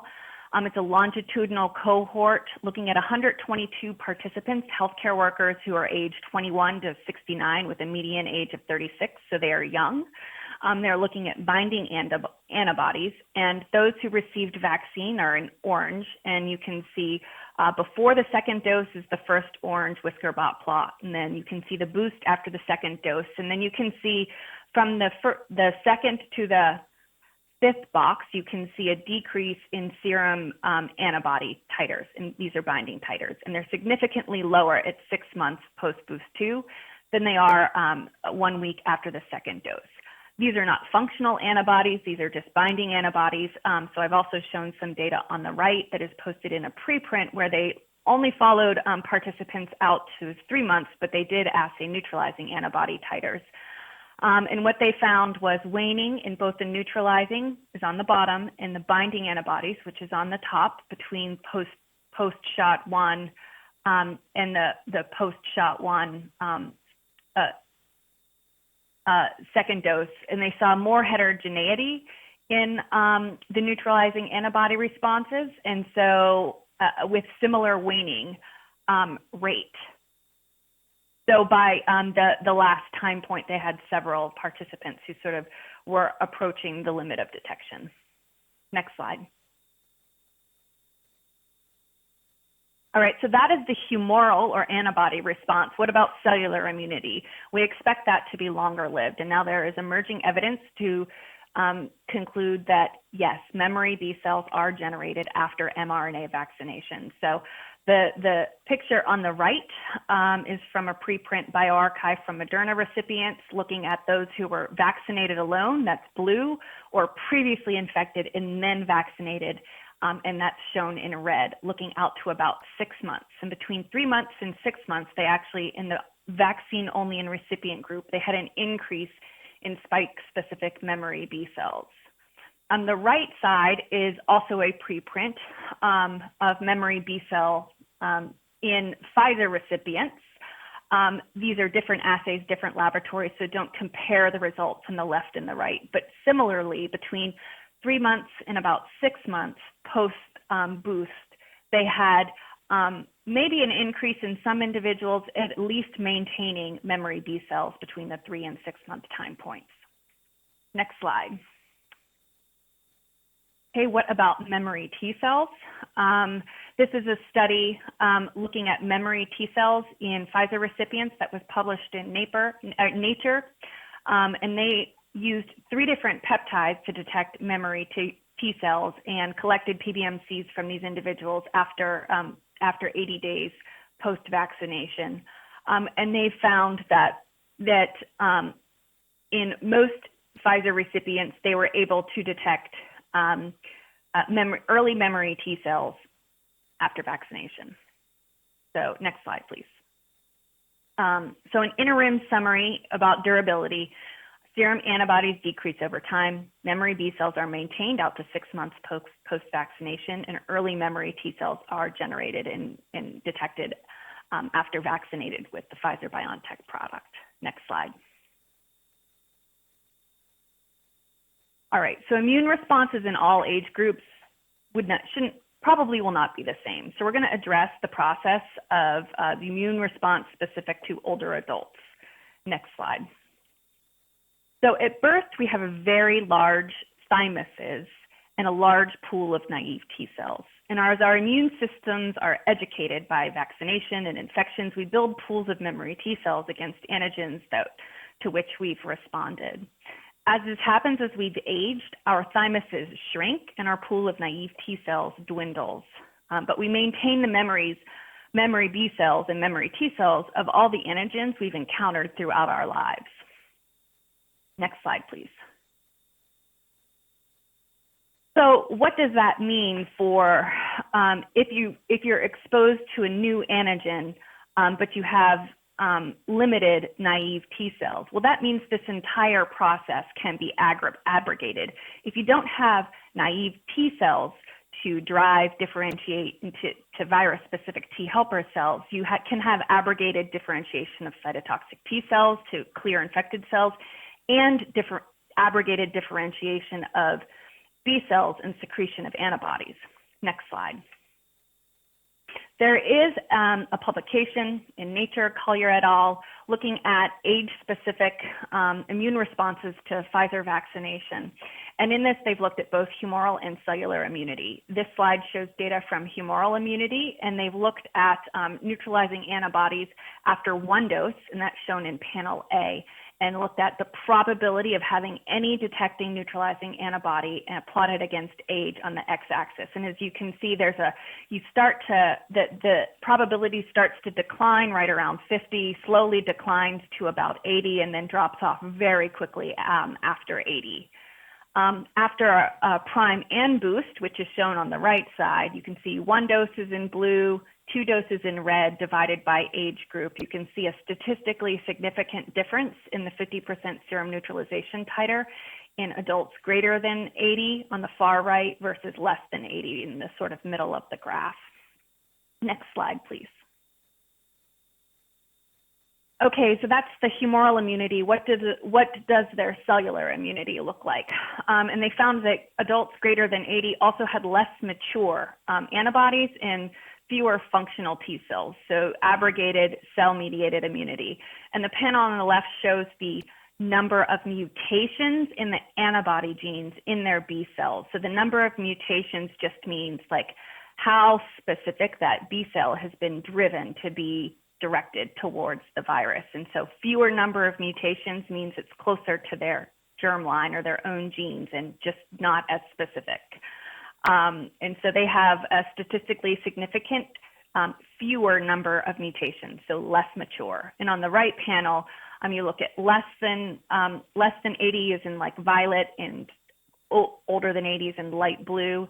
And you can see a statistically significant difference between those two age groups and these two different T cell secreting cytokines. Next slide, please. Okay, so antibodies wane, cellular memory is maintained, and older adults are prone to immunosenescence. And they have lower neutralizing antibody titers, and as predicted, less robust cellular immunity, probably due to immunosenescence. So they may need to rely more heavily on humoral immunity. So it's a very complex situation for them. And now we also have variants circulating. And how might variant circulation affect immunity overall? Next slide, please. So decay of neutralizing antibodies could be confounded by the circulation of variants of concern or variants of interest.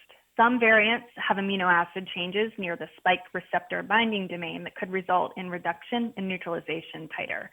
And we've tested lots of different variants. Many groups have tested many different variants in their ability to be neutralized by post-vaccination and convalescent sera, and found neutralization loss ranges from none, which is in alpha B117, to about 7-fold beta, which is B1351. And delta demonstrates an approximately 1.5 to 2-fold reduction in neutralization titers. Next slide. So examination of antibody waning in people vaccinated with mRNA over the course of about 6 months. Now this is not, and this is just specific to variants. This is not Pfizer BioNTech vaccinated individuals. So the kinetics of waning might be different with the Pfizer product, but neutralization differences should be approximately the same because the antigen design is very similar. It's neutralization with pseudoviruses on the left and live virus on the right. And what you can see is B1351, that's beta, the one that has the most dramatic loss of neutralization. At peak titers, it's significantly lower than the ancestral strain or the vaccine strain, Washington 1. And then they all decay at about approximately the same rate, but you end up with a functionally lower titer against a variant of concern like beta just because of the lower initial titers, and it's reaching the lower limit of detection by 6 months post-vaccination. Next slide. So that is in young, healthy individuals.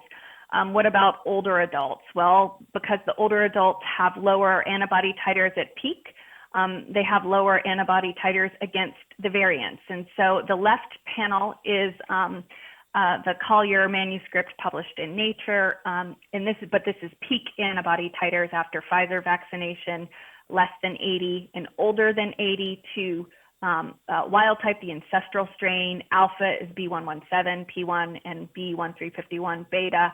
And you can see the older adults have lower neutralization titers against many of these variants.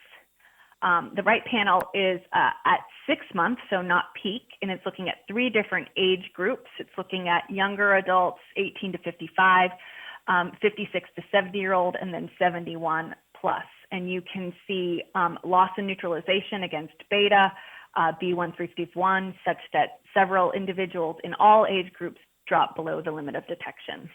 Next slide. What does cell-mediated immunity look like against variants? Well, the good news is this is 3 different population of T cells in each graph. All individuals have been vaccinated with the Pfizer-BioNTech product. These are T cell peptides in the alpha, beta, gamma, and delta spike, and they see no statistical difference in any variant. So T cell activity is maintained against variants, all the variant spikes that have emerged thus far. Okay, so quick conclusion slides. Conclusion 1, there's a degree of protection from different outcomes based on a person's level of immunity. It's not a binary thing. Multiple components of the immune system are required to prevent infection and illness. These components are complex and dynamic.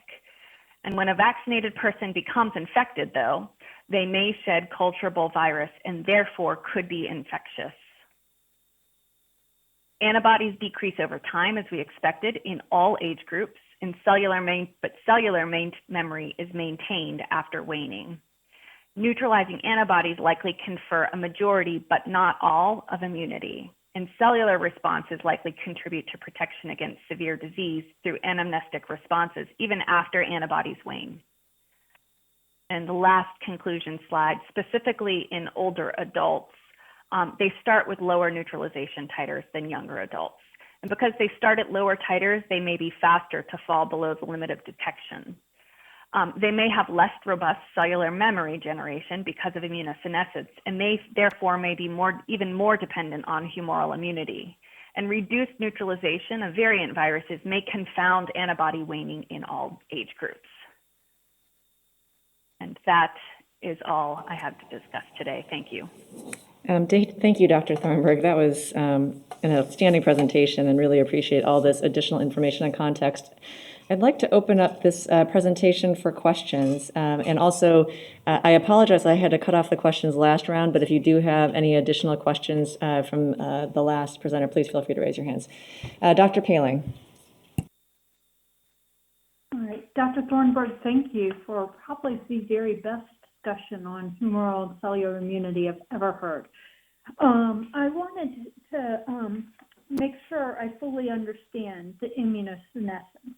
And so there was a slide that you had with about the B cells, and then to the right was the T cells. And I understood that the fewer B cells meant that there was less specificity. The T cells, what was the impact of the lower results on that side? So from that, that was from the Collier et al. Nature paper. And so that was testing the function of the T cells, interferon gamma and IL-2 secretion. And they found that the T cells that were activated, there were fewer T cells in the older than 80 group that secreted interferon gamma or IL-2. So they were just, the T cells that they did generate were not as functional. And that difference really seemed to be driven not by, for the individuals who had robust T cell responses, they seemed to be fairly equivalent in the above 80 and lower 80 group. There just seemed to be more people in the over 80 group who didn't have a functional response. Thank you. Dr. Chen? Thank you, Dr. Thornburg. I agree. This was a really terrific presentation of really complex information, and you presented it very well. I have a couple of questions which I fear are difficult to answer, but I wanted to just kind of get them out there. So one is some of your slides, were impressive because they implied there was really a dropping off effect with age, and it looked like around 80, at least according to one of your slides. One of your other slides, implied that there was a drop off, at least in the cell-mediated response, around 70. So my question is there these data or maybe other data that help us to try to better define an age cutoff for a risk-based sort of way to implement vaccination if we had to prioritize the population in such a way? So some of your data suggests, 80 and above certainly would be the first tranche priority. And then some of your data, 70, but I think a lot of us naturally, when we talk about older adults adopt 65, but that's kind of arbitrary as a cutoff. And then my other question, which is related, is there data that you didn't present which suggests the additional contribution for certain comorbidities that help us to try to navigate how we might, develop a risk-based recommendation? So certainly there's cancer and others perhaps, which we've already discussed, are eligible for that additional dose, but I'm thinking of, kidney patients that are on dialysis and other groups. So I'll stop there. Yeah, so I agree. Finding that cutoff is really very challenging. What is immunosenescence and when exactly does that kick in? And unfortunately, I think the answer is gradually over time. A 25-year-old has more immunosenescence than a 5-year-old, and a 60-year-old has more immunosenescence than a 25-year-old. So it really is the gradient that one cartoon showed, and not a dramatic cutoff over time. These studies really don't help with that cutoff because they're small. These are very difficult, laborious sort of assays, and you just can't do population-based studies on this scale. You can't do thousands. It has to be on the scale of 100. So you're never going to be able to find that kind of firm cutoff in these very small studies. And I think in most of these studies, it's also looking at fairly healthy older adults. So there's not a lot of comorbidities, but maybe it is something like a comorbidity that's driving this this phenomena one is seeing, where it's really a few of the greater than 80-year-olds driving those low T-cell activities, because there are a few who just don't really respond at all. So there are likely comorbidities contributing to this already very complex situation. Thank you. Did I answer all your questions?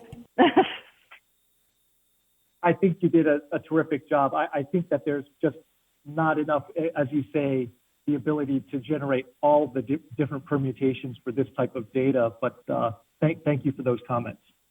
Thank you. I'm going to take 3 more hands, Dr. Daley, Dr. Long, and then Dr. Gluckman. So Dr. Daley, please go ahead. Yeah, thanks for that wonderful presentation. I actually feel like I'd like to listen to the whole thing start to finish again, because I learned so much. So can you, this is a very basic question, but can you remind us of the difference between binding antibodies and neutralizing antibodies, and then relate that to how we interpret immunogenicity studies from phase 3 clinical trials that report antibody GMT titers? So neutralizing antibodies are a subset of binding antibodies. So binding assays detect just that process. There's protein stuck on a bead or plastic, and any antibody binds to anywhere on the spike protein is binding antibody. So you're detecting both functional and non-functional antibodies in those assays, but they're easier and faster than neutralization assays. Neutralizing antibodies are a subset of binding antibodies. So it's antibodies, they have to bind the spike. So all of them have to bind spike, and most of them have to bind the right part of spike, usually around the receptor binding domain. So they typically will bind spike and then block the virus from entering a cell or near the receptor binding site, so that they sterically inhibit the virus from binding and entering the cell. So the reality is the actual contributor to immunity is probably neutralization assays, but because those are difficult, laborious, and binding assays are much easier, and there's less variation between labs, if a binding correlate can be found that benefits everyone, so that studies can be normalized and compared. And the differences that we're seeing in sort of neutralization and binding between different vaccine products, there's also differences in the way that the antigens have been designed and delivered. And so there probably is a real difference in the proportion of binding antibodies to neutralizing antibodies that each one of these vaccine products drives. Thank you. Thank you. Dr. Long.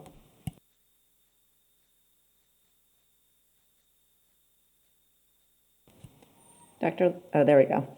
Thanks very much. I finally got unmuted.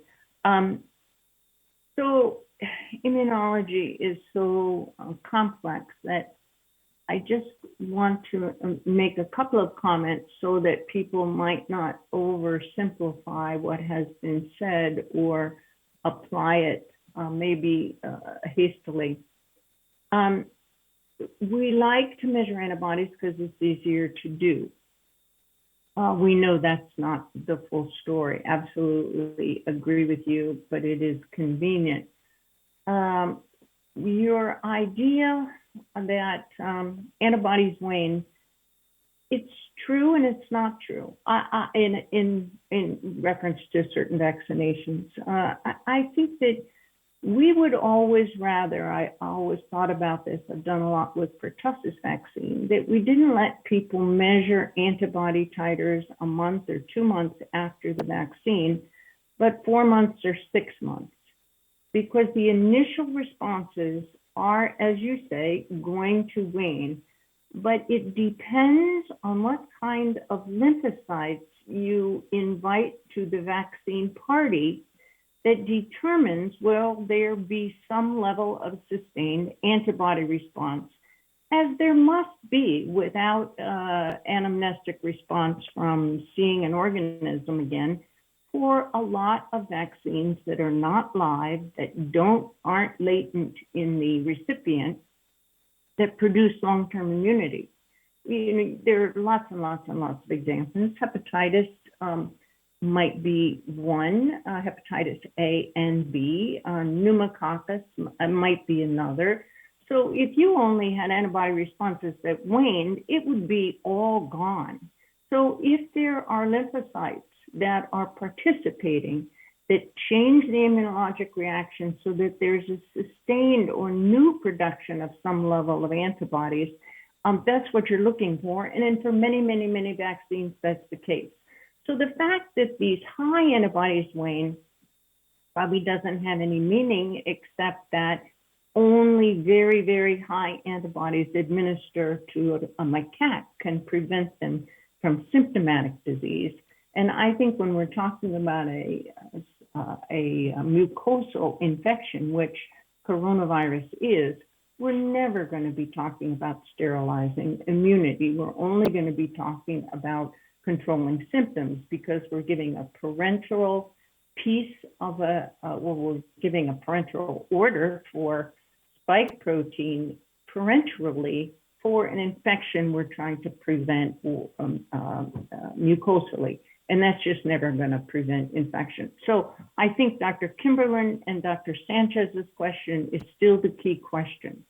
You don't care if antibodies wane. You care what is the minimum you have to have protection. So even the statements about very high levels of neutralizing antibody are protective. Well, you don't know that, except in the macaque model, when you only let them have antibodies, that it really is it the antibodies, or is it the association that allows you to have high sustained antibodies, and it's not the antibodies that are protecting. So I think this will become important as we go down the line about boosting. Thank you. Sorry for the long-winded conversation. Dr. Thornburg, do you have any quick comments? No, thank you, Dr. Long. Those were really great comments. Thank you. I'm going to actually call on Dr. Gluckman.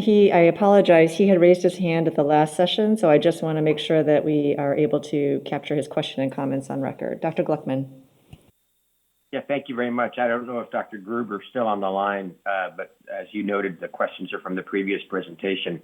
One of the questions we have is there anything that we can glean from the first 2 doses of administration regarding anaphylaxis as it applies to the 3rd dose?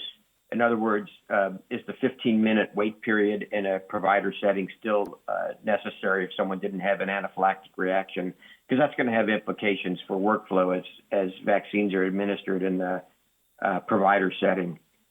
And my second question, I know that it's comforting to see that after a 3rd dose, there's still a high level of neutralizing antibody from the Delta variant, but interested to know if Pfizer is working to modify their vaccine for variants, and how soon that they would be able to get something to market if there needed to be modification of the vaccine to address a variant that maybe where it's less effective. So those are my two questions. So Dr. Gluckman, I am still here, as are my colleagues, so I'm happy to address both of those questions. The first, I think, I'm sorry, Dr. Lee, is that okay? Yes, please. I just wanted to try and see if we could make it brief. I see one more hand up, but thank you, Dr. Gruber, for staying on. Yeah. So I'll make it brief. I think we obviously, we're reassured we didn't see, obviously, in this sample anything that would indicate a higher risk of anaphylaxis, but I think it's prudent, as it is for any vaccine, since we don't know whether 1-2 doses might be sensitizing, to monitor after the third dose, just as is done after the second dose. I don't see a reason, that you'd necessarily be able to back off.